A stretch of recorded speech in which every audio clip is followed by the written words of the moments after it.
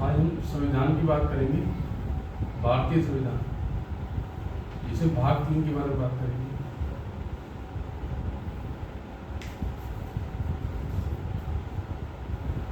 संविधान के भाग 3 में मौलिक अधिकार का वर्णन किया गया है। मौलिक अधिकार कह लो या मूल अधिकार कह लो। मूल का मतलब क्या होता है? एक व्यक्ति के चहुमुखी विकास के लिए, चहुमुखी विकास मतलब उसका भौतिक विकास, उसका भौतिक सामाजिक विकास, इसके लिए मौलिक अधिकार जरूरी होते हैं। ठीक है, मौलिक अधिकार हमने कहाँ से लिए थे? यूएसए से लिए थे। मौलिक अधिकारों को फ्रेंच की भाषा में, मौलिक अधिकार को फ्रेंच की भाषा में मैग्ना कार्टा भी कहते हैं। क्या कहते हैं? Magna carta. फ्रेंच भाषा में, ये फ्रांसीसी भाषा में कहा जाता है इसको मैग्ना कार्टा। मगर 1215 में के आसपास की बात है, ब्रिटेन के राजा ने सबसे पहले, किसने? ब्रिटेन के राजा ने सबसे पहले अपने देश के जो नागरिक थे ना, उनको अधिकार दिए थे, मौलिक अधिकार, विश्व में सबसे पहले। ठीक है, और सबसे ज्यादा हनन भी इन्होंने किया ब्रिटेन वालों ने। पूरे कहा जाता था पूरे विश्व में राज किया था ब्रिटेन ने। Sun never set at the time of महारानी विक्टोरिया। विक्टोरिया के सारे कार्यकाल में कभी भी सूर्य का अस्त नहीं हुआ, क्योंकि पूरे वर्ल्ड पर राज किया इन्होंने, पूरे वर्ल्ड पे। यहाँ भारत था, ठीक है, भारत था, अफ्रीका था, जो मेजर पार्ट है, इन पूरे वर्ल्ड पे राज किया था उन्होंने। ठीक है, एक टाइम पे यूएसए भी था, यहाँ 13 कॉलोनियां थी। ठीक है, यूएसए में क्रांति कब हुई? 1773 से 1776। सबसे पहले यही वर्ल्ड में आजाद हुआ था, यूएसए। ठीक है, और आज सुपर पावर है। ठीक है, रशिया पे राज भी क्या होगा? हाँ, ये था ये था। ये उसके बाद फ्रांस की क्रांति हुई। ये भी क्वेश्चन कर लेना, ये बहुत आता है एग्जाम में। फ्रांस की क्रांति हुई 1789 में। सबसे पहले इबर्ट में ये हुआ, फिर इसके बाद ये हुआ। तो जो मौलिक अधिकार है ना, वो हमारे संविधान में भाग 3 में मौलिक अधिकार, हमारे संविधान में जो प्रारूप समिति बनाई थी, प्रारूप समिति जो थी, उसका अध्यक्ष कौन था? B R Ambedkar.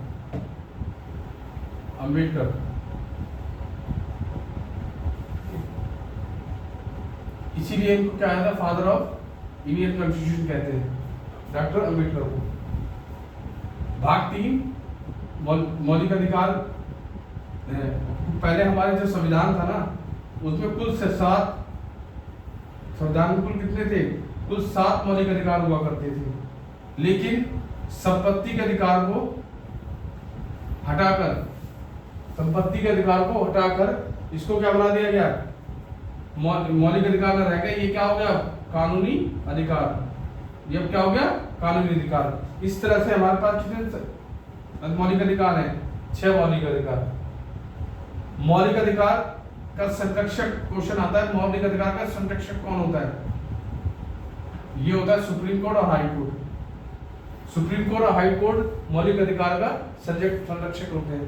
अगर हमारे देश में किसी व्यक्ति का मौलिक अधिकार का हनन होता है, तो सुप्रीम कोर्ट और हाई कोर्ट उस पर हस्तक्षेप करेगा। ठीक है, तो क्वेश्चन कई बार एग्जाम में आया होगा कि मौलिक अधिकार का संरक्षक कौन होता है। तो मौलिक अधिकार का संरक्षक कौन होता है? सुप्रीम कोर्ट और हाई कोर्ट। अगर कोई भी कानून ऐसा बनता है, कोई भी राज्य, संसद कोई भी कानून ऐसा बनाती है जिससे मौलिक अधिकार का हनन हो रहा हो, तो तुरंत सुप्रीम कोर्ट, मतलब हाई कोर्ट और सुप्रीम कोर्ट ये दखल करेंगे इसमें। ठीक है, अब ऐसे थोड़ा मैं बेसिक बता रहा हूँ। पिछला संविधान सभा की पहली बैठक कब हुई? 9 दिसंबर 1946। 9 दिसंबर 1946। इसमें क्या किया गया? डॉक्टर सचिदानंद सिन्हा को डॉक्टर सच्चिदानंद सिन्हा, इसको अस्थायी अध्यक्ष बनाया गया। आप पढ़ेंगे अभी जब ट्यूशन से पढ़ेंगे जीके तो उसमें सब ये सब दे रखा है, ठीक है। दिल्ली पुलिस में यही सब आता जा रहा है, पूरा डीपली था नहीं पूछेगा, ये पूछेगा जो बता रहा हूँ। 11 दिसंबर 1946 को संविधान सभा की दूसरी बैठक हुई जिसमें डॉक्टर राजेंद्र प्रसाद इनको स्थायी अध्यक्ष बनाया गया। और आगे चल के हमारे क्या बने थे, पहले राष्ट्रपति। पहले उपराष्ट्रपति कौन थे हमारे देश की? पहले उपराष्ट्रपति कौन थे? उपराष्ट्रपति कह लो या कह दो कि राज्यसभा के सभापति। उपराष्ट्रपति ही होता है राज्यसभा का सभापति, ठीक है। उपराष्ट्रपति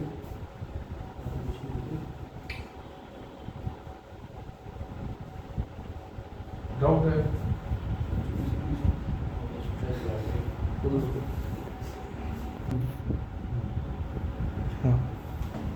तो पहले उपराष्ट्रपति हमारे जो थे वो सर्वपल्ली राधाकृष्णन थे, जो आगे जाके ये राष्ट्रपति बने थे, राधाकृष्णन।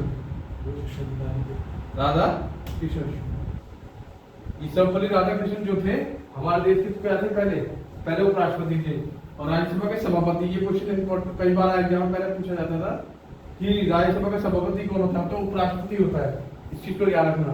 दूसरा, राधाकृष्णन आगे जाके यही राष्ट्रपति बने थे दूसरे हमारे।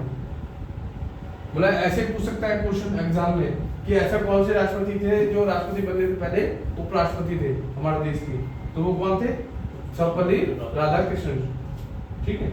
और राज्यसभा के सभापति भी, मतलब जो उपराष्ट्रपति होता है राज्यसभा का सभापति होता है, ठीक है। फिर 13 दिसंबर 1946 को क्या हुआ, नेहरू जी ने क्या किया था,